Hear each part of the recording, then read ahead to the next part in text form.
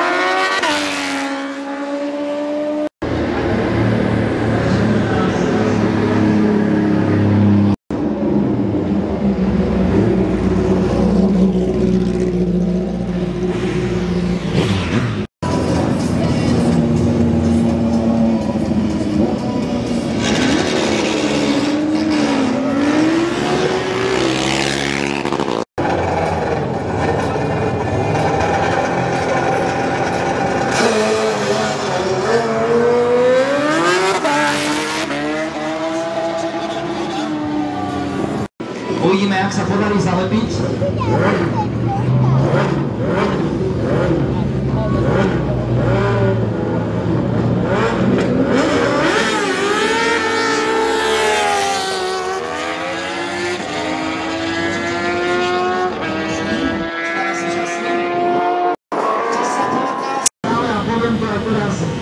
Neskutočne fungujúca technika. Ozaj mašina, ktorá je na tomto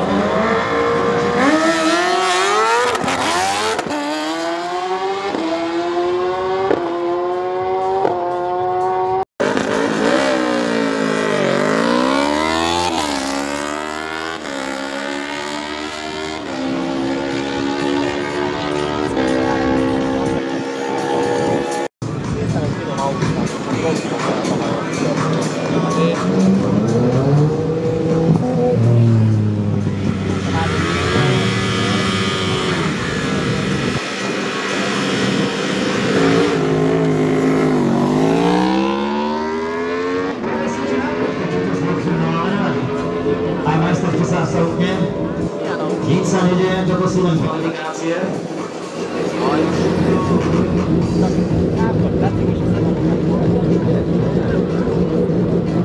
Pôjde, nepôjde?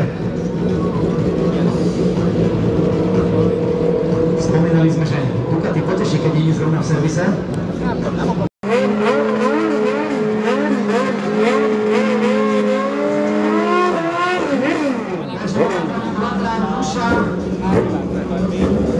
To sú už také jazdoplúbené rúžové nákypy.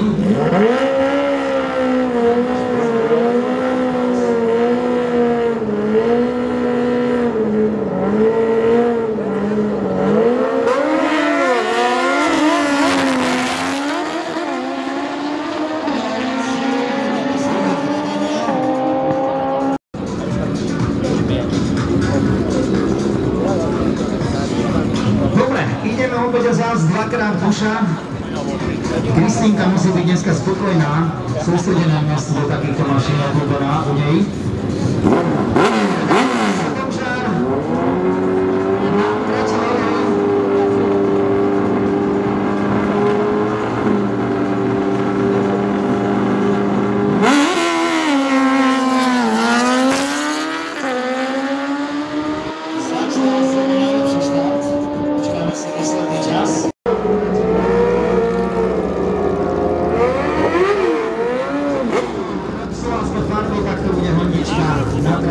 Obidva špeciály.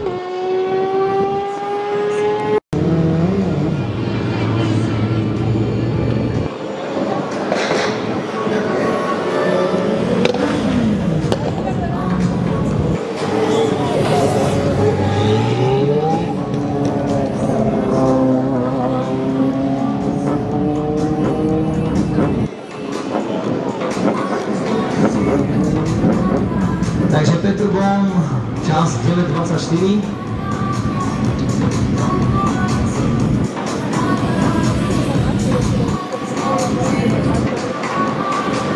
Takže nezabudajte navštíviť aj naše depo, kde sú leštenky, veterány, superšporty. Takisto si tam môžete prehľadnúť aj drifterskú techniku, ktorá si tam nachádza, samozrejme v toho, kde sme tajkli, aby si tam nebehali hore dole. Samozrejme sú tam aj rôzne stánky. Taky sú si nejaké drvené oblečko a prínosky.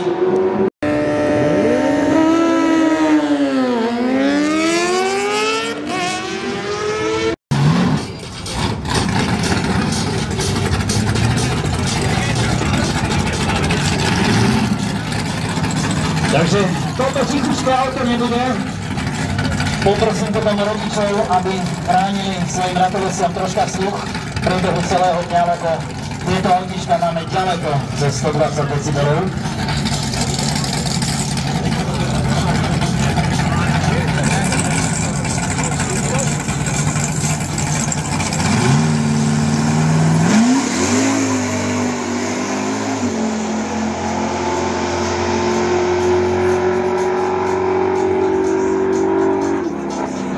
Dokonca aj padáčik sme použili, pozrieme si čas 8:74. Dobre, ľavá strana okolo, pravá.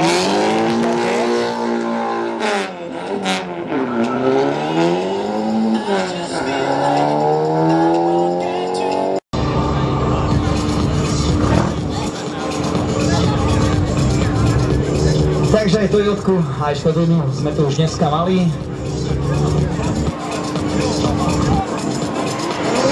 Takže Toyota zaradená do triedy S4 a trieda Profi 1 pre Škodovečku Otto Horváth a Dominik Kolák. Spokojná s časmi. Lepšie ako s autobusom, nie? Takže my pokračujeme ďalej. Momentálne to bude teda rozstrel Alfa versus Audi. Takže trieda S4 pre Audinku a Alfa, ktorá je zaradená do triedy Profi 3. Marek Sedlal a Roland Talfi. To je dvojica, ktorá je momentálne na našej trati. A počkám, a zelečná už nebude. Dobrá technika z čias minulých. Kde už síce možno kladivko nebude, lebo by sa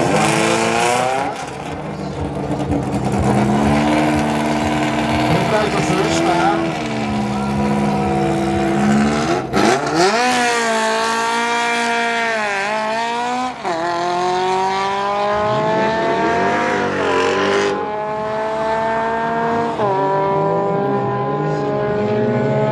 Neskutočne sú atmosféra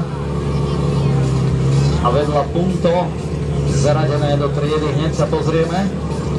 Takže Peter Valent je už v sérii, čas mal 11:63 a Harša Čaba, štartové číslo 79 je hodný a zaradení do triedy. S Mercedesom je trieda S4.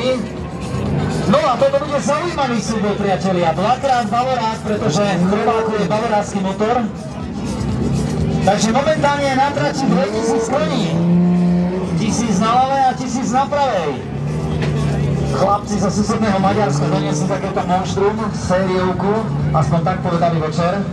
Všetci veľmi dobre vieme, že je tam 1000 konských síl, takže Ferenc Ága, jeho štartové číslo 56 a Bavorák zaradený do triedy S5, Chromák, Steiger Marcel, štartové číslo 155.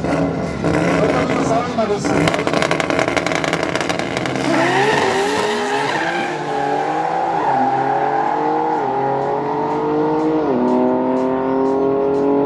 Takže Maďarsko versus Rakúsko. Pozrieme si časy, počkaj. 58. Cieľovky 211 a 226, veľmi pekne. Ivko nám to teraz troška spestrí. Prehrabe nám zase pol trati, ak nie celú. Pretože táto Ibiza sa veľmi ťažko lepí na tom.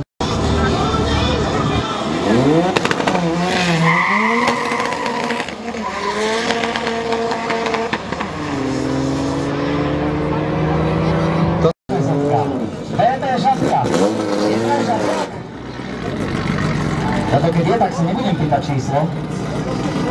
Dobre, pokračujeme ďalej. Krásna Audinka z Bystrice.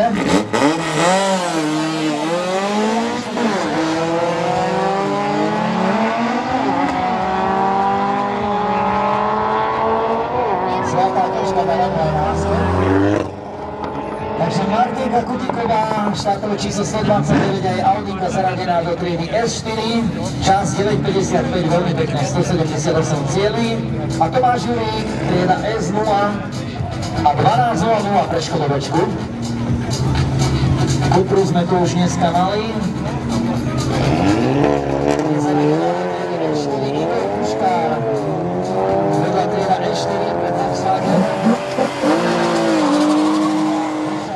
Štartové číslo 125.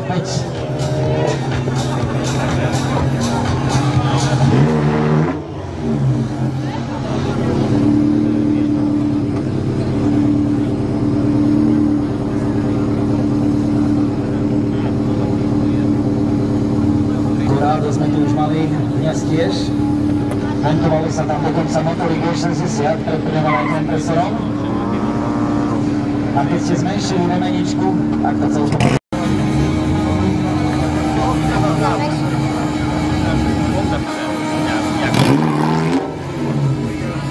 Dívaj, v Kóreji vedia takéto zaujímavé.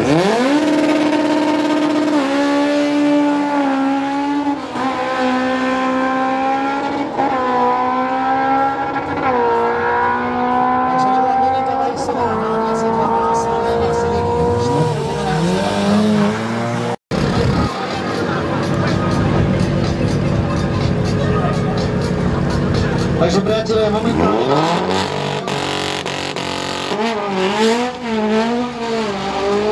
sa skončila registrácia aj automobilov. Sme úplne plní, celé naše štartové pole je nabité.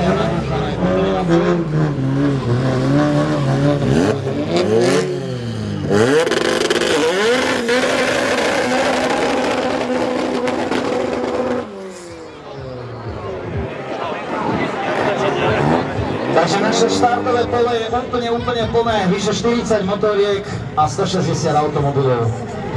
Počasie vybavené, autá tiež, technické zabezpečenie sa nudí, takže všetko je tak, ako má byť, ale nebudeme kričať dopredu. Máme tu momentálne jeden z našich špeciálov, Mário Polák a jeho zadopelka. Veľmi zaujímavé autičko, postavené MMZ Racing.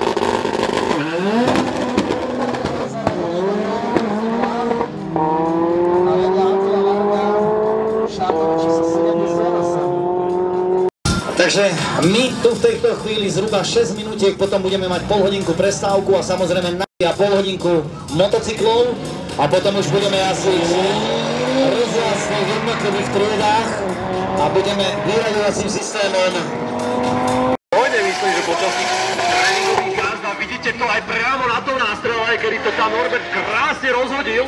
Uvidíme, či to dotiahne aj na tú zadnú zónu, nevidím tam vysieť vlajku a už sa zdvíha. Dokonca obomi kolesami sa zmestil do zóny číslo 2. Škoda teraz tejto zóny číslo 4, kedy ju mysol predkom. Vidíme ako zóna 5, tá tam je obomi kolesami. A čo zóna číslo 6, tamto Norbert napalil obrovským uhlom. Vidíme taktiež jazdec, myslím, že by toho nenatrénoval úplne veľa. Tiež trošku nie je úplne isté nastrelenie, tam sme videli pritiahnuté cez ručku, čo už nie je úplne to, čo chceme vidieť, ale Markus sa dokázal aspoň vytiahnuť na vonkajšok trate, takže tú zónu číslo 3 chytil, ale teraz prichádza k predtočeniu jeho auta, čože teda celkom škoda, myslím si, že v tej prvej zákrute aspoň nejaké tie body nazbieral. Škoda práve tejto preklapačky, kde teda s týmto pretočením získala len dlho.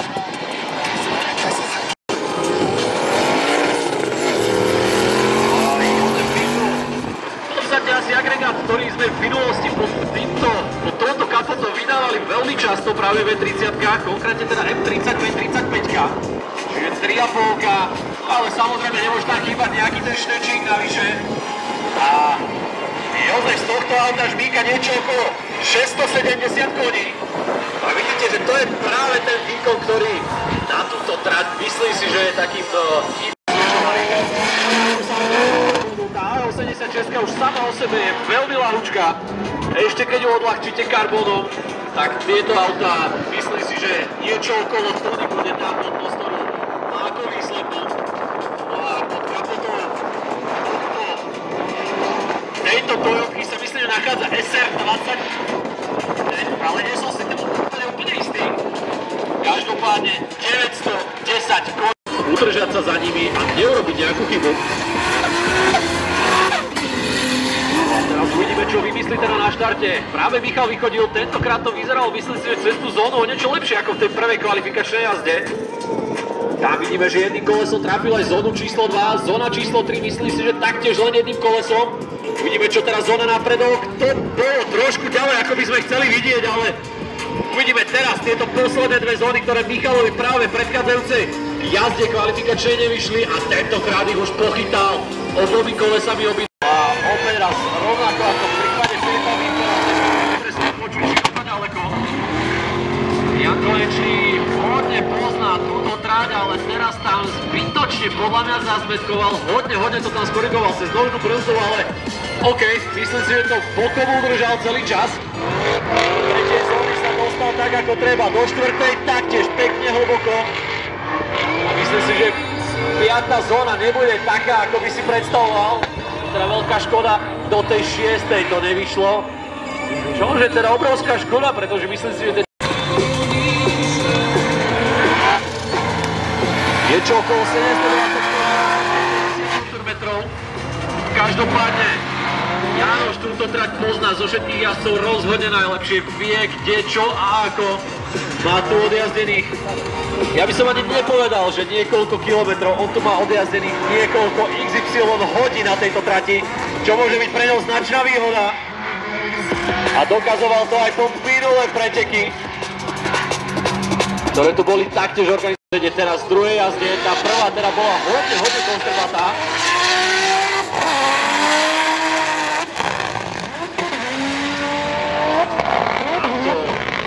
Trošku musel skorigovať Michel, ale celkom slušne to tam ešte zvláda podržať na tej trati. Obe kolesa v druhej zóne, obe kolesa v tretej zóne.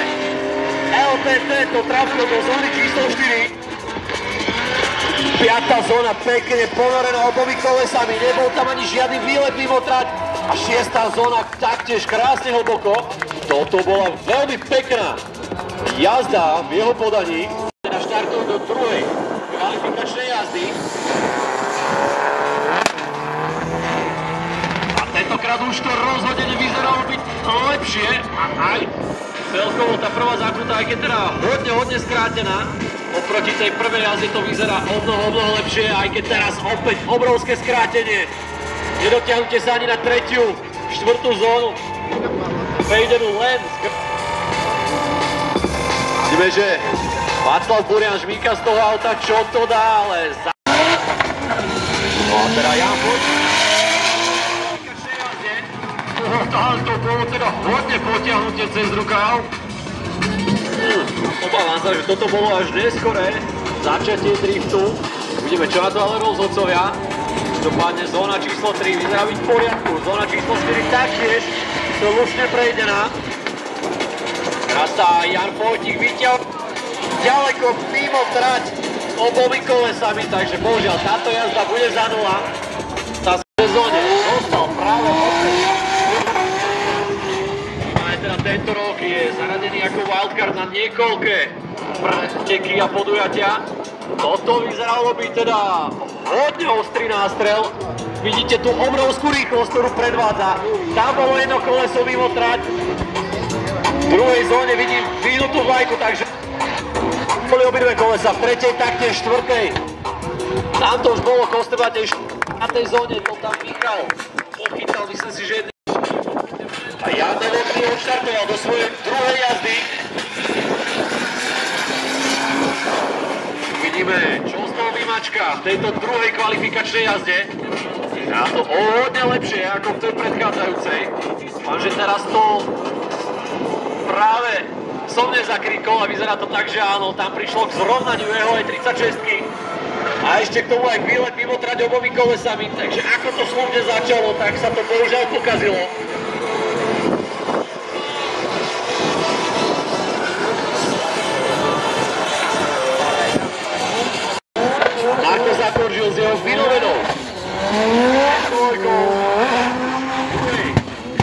ďalšej jazde, tam to prišlo presne tak, ako malo. A dúfam, že to takto dokáže Marko udržať aj po zvyšok trate. Veľmi pekne prejdená zóna číslo 3, krásne ponorenie sa do zóny číslo 4. Toto je to, čo chceme vidieť. Sami, rýchlosť, zim, uhol, potriapané zóny, toto je pre... Uvidíme, ako to tentokrát dopadne. Myslím si, že z tej prvej má čo napravovať, ale teraz to tam krásne rozhodil. Neverím, že aj tá rýchlosť nebola stratená úplne, ale teraz zbytočná korekcia a zrovnanie jeho auta. Toto bude bohužiaľ za 0.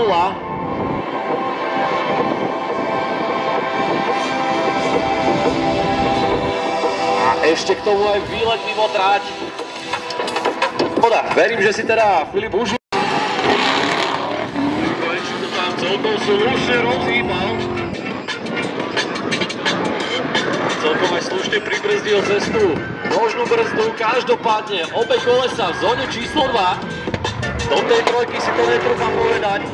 Mohlo to byť trošku hlbšie aj v zóne číslo 4, ale jedno koleso tam tá zóna taktiež len jedno koleso a tu nastal nejaký problém. Vynovená